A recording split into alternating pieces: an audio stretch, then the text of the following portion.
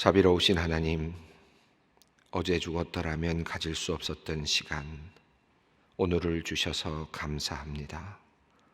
아무것도 가진 것 없이 벌거벗은 모습으로 태어난 우리가 한 번의 끼니도 거르지 아니하고 때를 따라 필요한 것들을 채워가며 오늘까지 살아온 것을 생각하면 어찌 이런 기적이 있나 싶습니다. 지금까지 우리를 버리지 않으시고 돌보아 주신 하나님, 참 감사합니다. 좋으신 부모님을 보내어 주셔서 사랑을 배우게 하셨고, 좋은 선생님들 보내주셔서 꼭 필요한 것들 배울 수 있게 하셨으며, 좋은 친구들 보내주셔서 서로 격려하고 위로하며 성장할 수 있게 하셨습니다.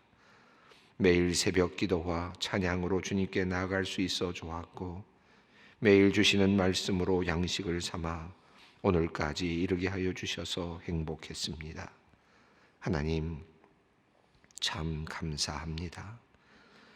또한 지나고 보니 코로나19 이전까지 우리에게 열린 예배당이 있었다는 것이 또한 얼마나 감사한 일인지 모르겠습니다.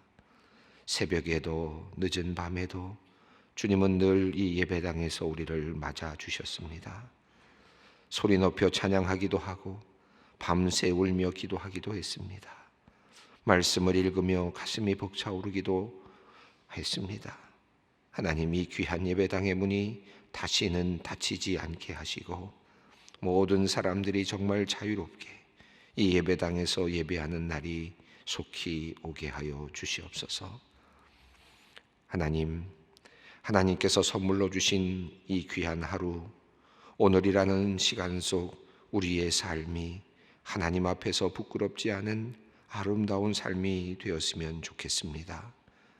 악한 세상 속에서 힘들게 살아가는 우리들이지만 주님의 은혜로 가득하고 주님의 사랑이 넘치는 그런 삶이 되었으면 좋겠습니다.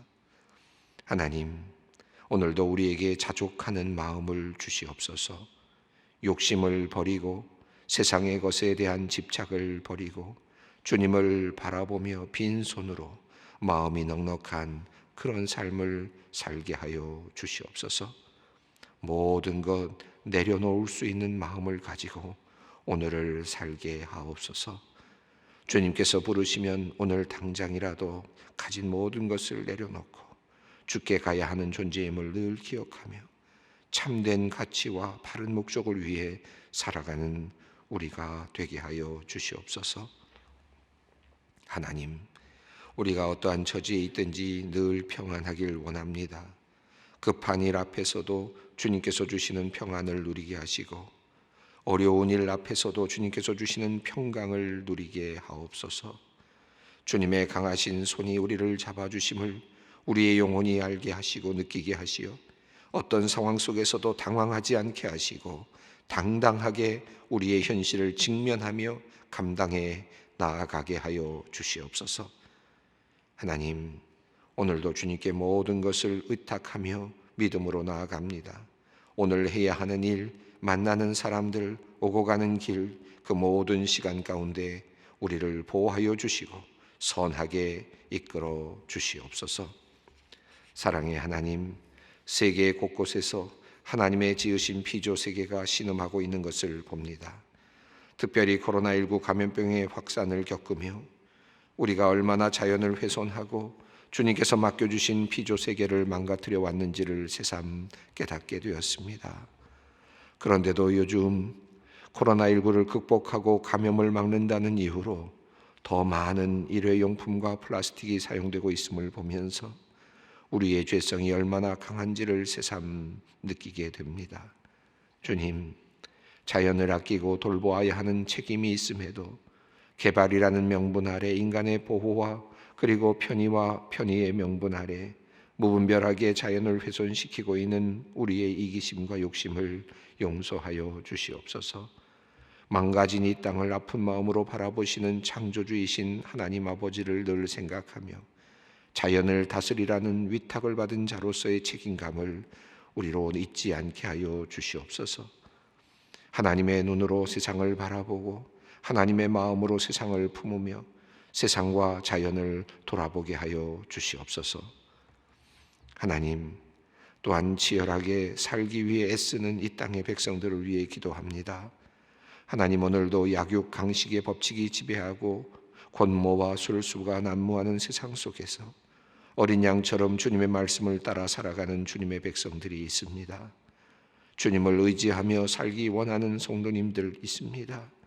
주님, 이 귀한 주님의 자녀들을 기억하여 주시옵소서. 특별히 가족을 부양하느라 무거운 짐을 지고 살아가는 가장들을 주님 기억하여 주시옵소서. 능력의 주님께서 그들에게 세상 사람들이 갖지 못한 지혜를 허락하여 주시어 세상이 주지 못하는 힘을 더입혀 주시기를 또한 원합니다. 창의적인 아이디어를 주시고 이를 이끌어 나갈 추진력과 용기를 주시며 한 뜻으로 도울 이들도 보내어 주시옵소서. 정직하고 성실하게 일하면서도 경쟁에서 뒤처지지 않게 도와주시고 하나님의 살아계심을 세상에 나타내는 주님의 일꾼들이 되게 하여 주시옵소서. 하나님, 큰 기업을 맡아 취임 100일째를 맞이하는 성도님을 주님께서 미쁘게 보아주시기를 원합니다. 한국의 운명을 짊어지고 경제를 살리고 나라를 살려야 하는 큰 일을 맡은 종에게 지혜와 능력을 내려주시기를 기도합니다. 하나님을 의지하고 나아가기 원하는 종이오니 주님께서 긍휼히 여기시고 한없는 은혜를 내려 주시옵소서. 모든 사람들이 하나님의 함께하심을 보게 하시고 형통하게 하시는 하나님의 역사하심을 보게 하여 주시옵소서. 바쁜 삶의 자리에서 늘 만나주시고 또한 건강을 지켜 주시옵소서.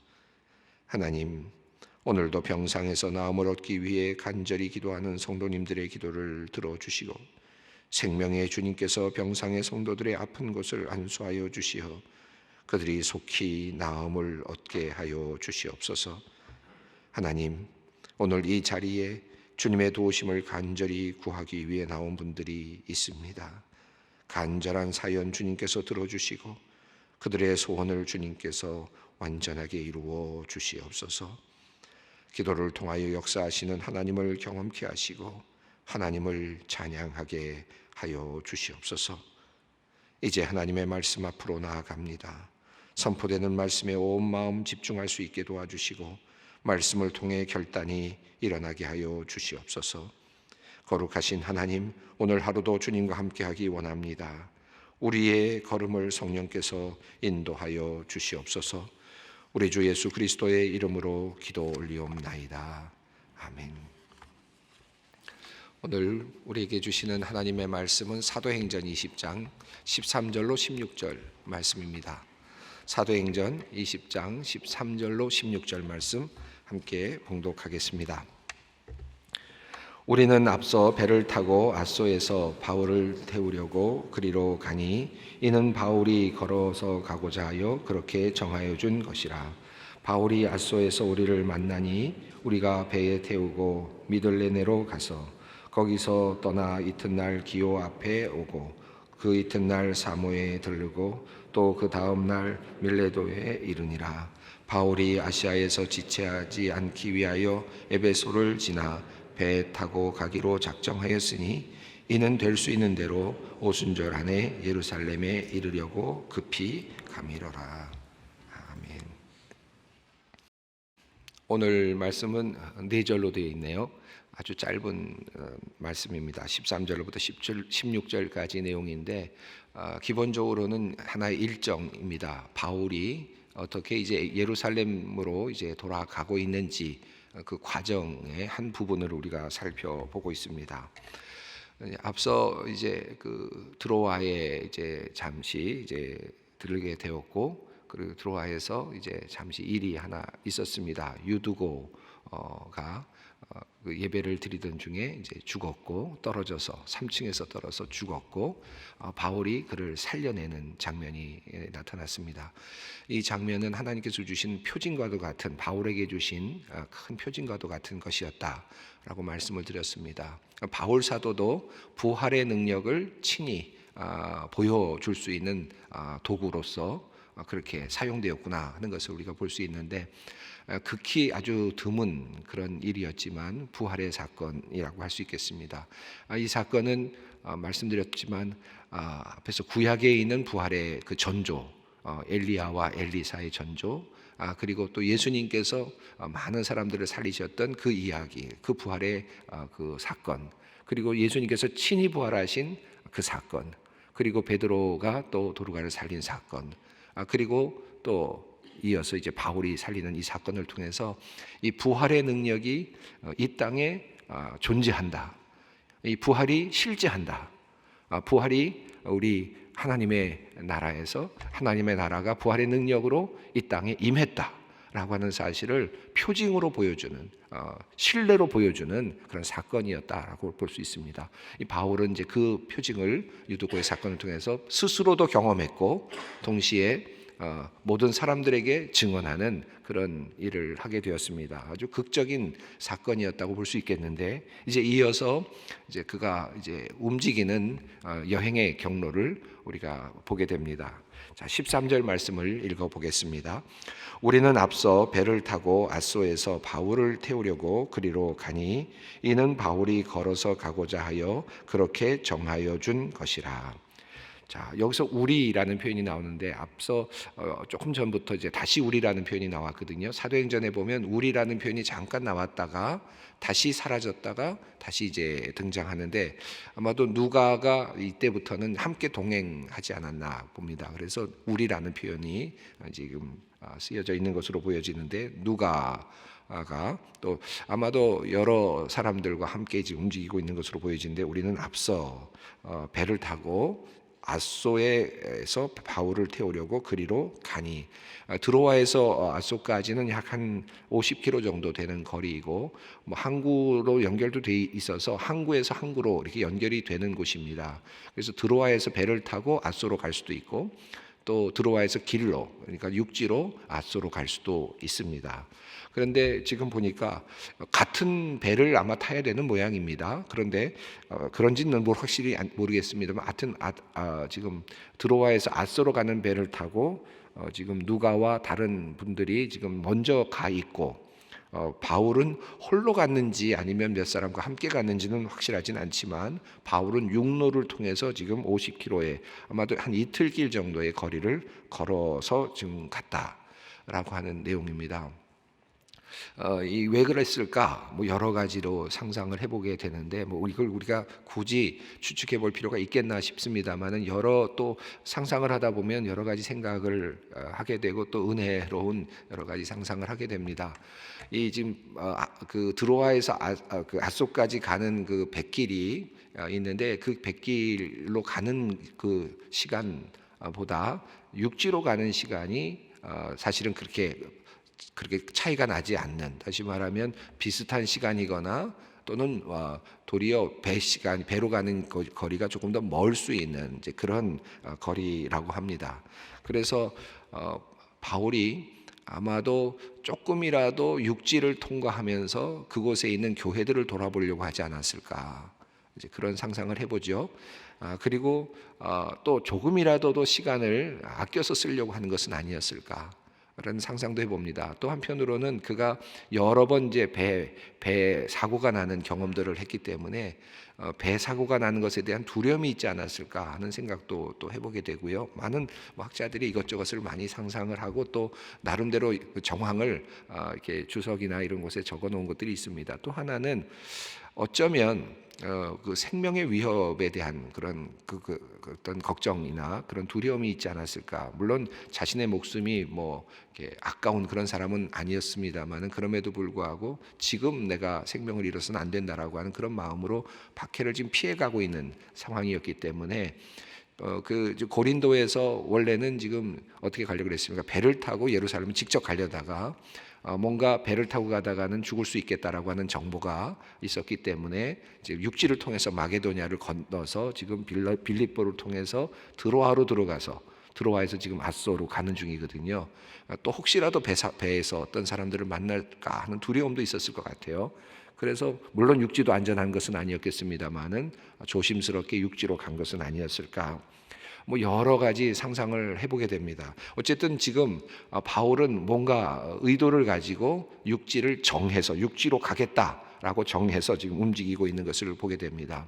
상당한 박해를 지금 경험하고 있는 상황 속에서 두려움 속에서 그렇게 끊임없이 움직이고 있다. 저는 이 움직임의 모습 속에서 크게 두 가지를 생각하게 되는데, 그가 이렇게까지 목숨의 위험에 처해 있으면서도 끝까지 복음을 전하려고 했구나 하는 사실, 그리고 영혼에 대한 그 한 사람이라도 더 구원하고 싶어하는 그의 영혼에 대한 애착, 조금이라도 육지에서 지나가면서 또 다른 교인들이나 또는 어떤 교회를 교회를 만나고 싶어하는 그런 마음에서 그가 육지의 길을 택한 것이 아닐까, 그런 생각을 해보게 됩니다. 어쨌든 바울은 걸어갔고 또 일행들은 드로아에서 배를 타고 지금 앗소로 갔습니다.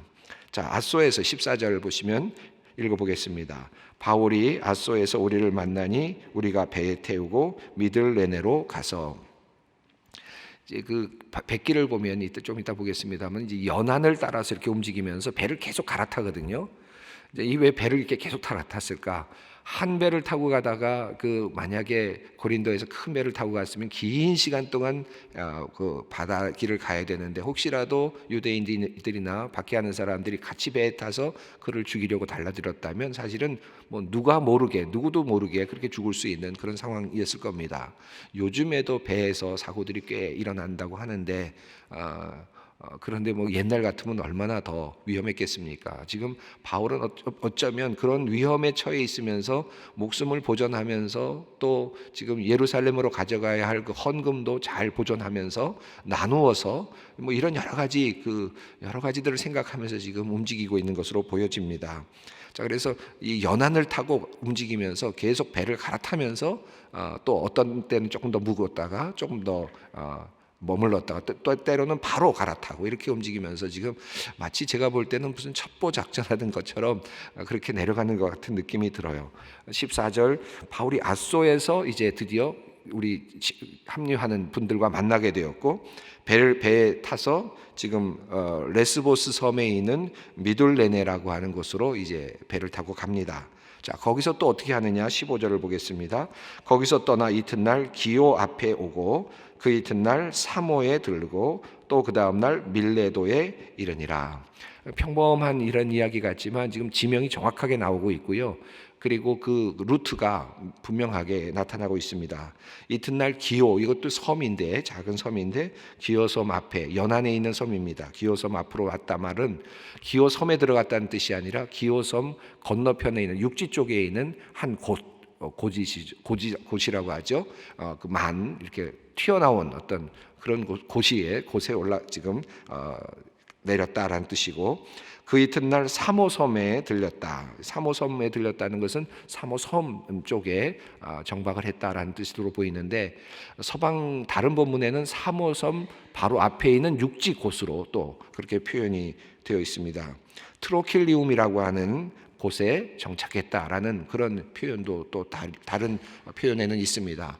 그 말은 계속해서 육지 쪽으로 이렇게 붙으면서 움직이고 있는, 배를 탔지만 육지 쪽으로 붙어서 움직이고 있는, 그래서 배 사고에 대한 걱정도 있었을 것 같고 어쩌면 또 본인의 안전에 대한 그런 위험도 있었지 않았을까 생각을 합니다. 그렇게 해서 밀레도에 이제 이르렀다라고 하는 내용입니다. 이쯤에서 한번 우리가 그 지도를 한번 보면 좋을 것 같은데요. 여러분 그 드로아 이제는 보이십니까? 붉은색과 파란색이 만나는 지점에서 이제 그 아덴이 있었고 고린도가 있었고, 다시 위로 올라오면서 데살로니가, 베레아, 암비볼리, 빌립보가 있었고, 그리고 빌립보에서 이제 다시 육지 쪽으로 내려오듯이 맨 위에서 오른쪽으로 내려오듯이 붉은색으로 되어 있는 것이 이제 드로아 방향입니다. 그래서 드로아가 보이죠? 자, 드로아에서 앗소라고 하는 곳이 이제 밑으로 내려옵니다. 한 50km 정도 되는 곳이고, 이 앗소에서 밀레도까지는 지금 한 200km 정도의 거리라고 합니다. 근데 이것을 배를 타고 움직이는데, 앗소에서 미들레네라고 하는 지금 레스보스 섬에 있는 조그마한 섬이 보이시는지요?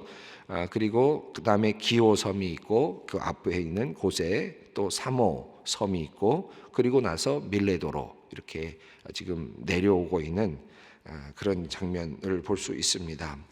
자, 이렇게 지금 내려오고 있는데 여러분이 지도를 보시면은 지난 시간에 제가 말씀을 드렸는데 에베소에 있을 때 이 지도를 보면서 한번 살펴보면 바울 서신이 언제 쓰여졌는가 몇 가지 지금까지의 그 역사적인 정황 속에서 어떤 책들이 쓰여졌는가를 여러분께 말씀을 드리면 48년 정도의 첫 번째 이제 여행을 하고 난 다음에 1차 전도 여행을 하고 난 다음에 그리고 나서 조금 후에 여러분 이 지도의 오른쪽 맨 위쪽으로 올라가 보면 갈라디아라고 하는 지역이 있죠. 그쪽 지역을 이제 선교하지 않습니까? 처음에 갈라디아 지역을 선교하고 다시 수리아 안디옥으로 돌아온 다음에 예루살렘 위에 오른쪽 끝에 중간 부분에 있는 안디옥으로 돌아온 다음에 갈라디아에 있는 교인들을 향해서 처음으로 서신을 썼습니다. 그것이 48년 정도니까 대략 우리가 바울 서신 중에서 제일 먼저 쓰여진 책을 갈라디아서로 보죠. 그래서 갈라디아서가 제일 먼저 쓰여지고 그리고 이제 두 번째로 이제 마게도니아로 이렇게 넘어가서 데살로니가 전도를 하고 2차 전도 여행이죠.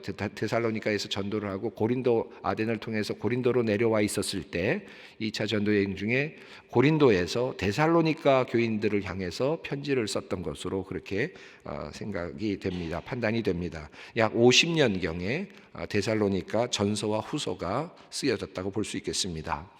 그리고 나서 제가 지난 시간에 말씀드렸던 고린도 전서와 후서, 로마서가 이제 쓰여지게 되는데 이 고린도 전서와 후서와 로마서는 에베소에 머물러 있는 동안 우리가 얼마 전에 읽었던 것처럼 에베소에서 한 8가지 사건이 일어나고 있지 않습니까? 2년 거의 3년 동안의 기간에 바울이 머물면서 고린도를 한번 방문했고 그리고 나서 문제가 있었고 그리고 나서 다시 이제 편지를 써서 고린도에게 보내다 했죠.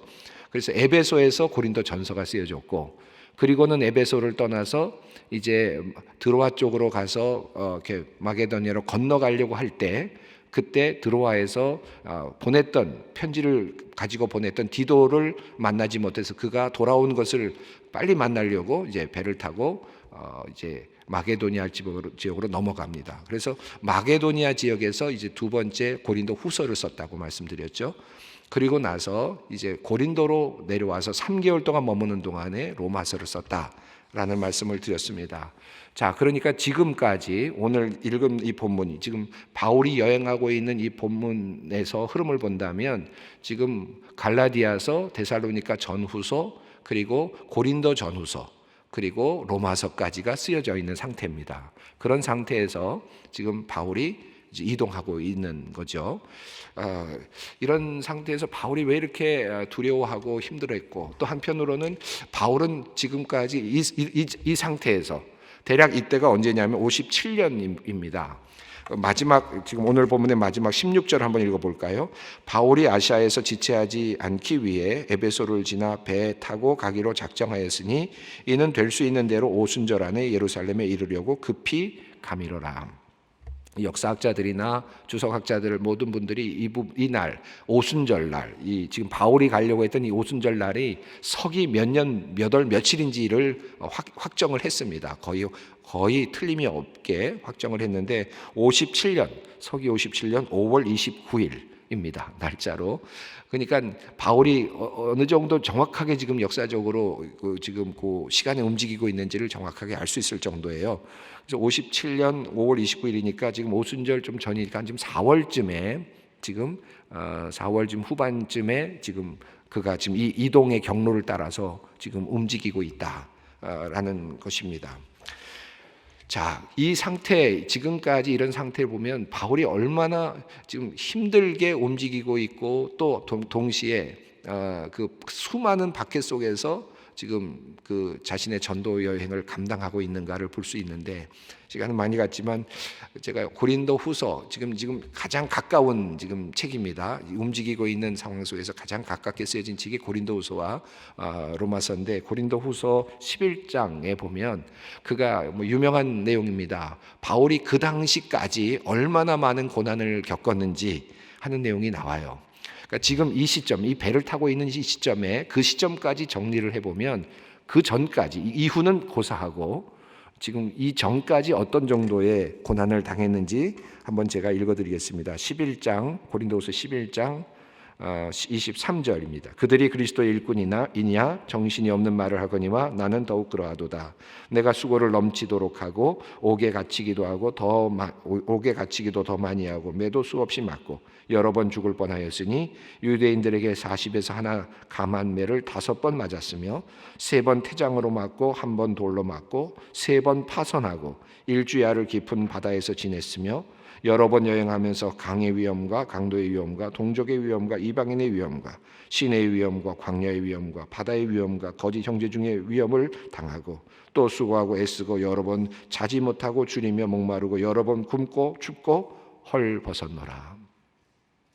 여러분 오늘 숙제 하나 드릴게요. 여러분 이 본문을 고린도서 이 11장 이 뒷부분에 있는 말씀을 한번 지금까지 바울의 여행, 지금 사도행전에는 그냥 일정만 쭉 나오지 않습니까? 그리고 몇 가지 박해 사건들만 나왔고 그냥 또 몰려오니까 도망갔다. 또 뭐 한번 맞았다. 이런 정도밖에 나오지 않았는데 그것을 스스로가 지금 바울이 지금까지의 상황을 정리한 거예요.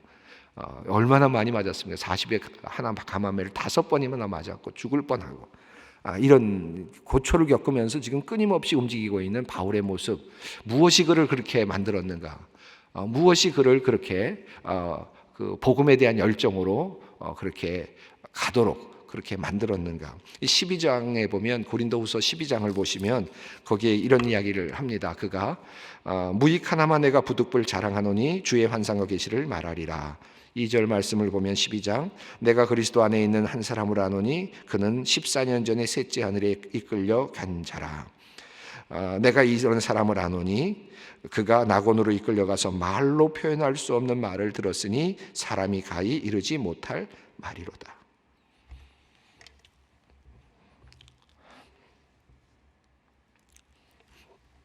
이 4절 말씀, 바울이 지금 이렇게 고난을 당하고 힘들게 살았던 삶이 왜 그렇게 했느냐? 4절 말씀입니다. 그가 지금 자기에 대한 이야기를 하거든요. 이건 아마도 다메섹에서의 경험을 이야기하는 것 같아요. 근데 이 지금 하나님을 만나는 그 장면인데 그가 부득불 자랑한다. 환상과 계시를. 근데 자기 자신이 하나님의 그 나라에 올라가서 낙원으로 이끌려가서 말로 표현할 수 없는 말을 들었으니 사람이 가히 이르지 못할 말이다. 이 하늘나라의 비밀을 본 겁니다. 이분이 하늘나라의 비밀을 보니까 이 세상의 것이 하나도 가치가 없는 거죠. 그 인생이 모든 것에 다 올인할 수 있었던 거죠. 지금 그가 지금 오늘 사도행전 20장 13절부터 16절 말씀을 읽어가면서 제가 잠시 고린도후서로 들어갔습니다만은 이 13절부터 16절 보면 지금 열심히 움직이고 있고 끊임없이 육지를 통해서 바다를 통해서 움직이고 있는 그의 삶. 그런데 그의 삶 속에 지금 하나님 만남의 경험 그리고 이 천국의 비밀을 소유한 그 기쁨, 그것이 그를 이렇게 매를 맞으면서도 견디게 하고 또 맞으면서도 견디게 하는 그런 동력이 되었다. 여러분 참 그런 모습 보면 참 부끄럽지 않습니까? 우리 스스로가 한번 다시 깊이 생각하면서 나에게 이와 같은 기쁨의 그 비전이 있는가, 하늘나라의 소망이 있는가 다시 한번 점검할 수 있는 오늘이 되었으면 좋겠습니다. 함께 기도하겠습니다. 하늘에 계신 우리 아버지의 이름을 거룩하게 하시며 아버지의 나라가 오게 하시며 아버지의 뜻이 하늘에서와 같이 땅에서도 이루어지게 하소서. 오늘 우리에게 일용할 양식을 주시고 우리가 우리에게 잘못한 사람을 용서하여 준 것 같이 우리의 죄를 용서해 주시고 우리를 시험에 빠지지 않게 하시고 악에서 구하소서. 나라와 권능과 영광이 영원히 아버지의 것입니다.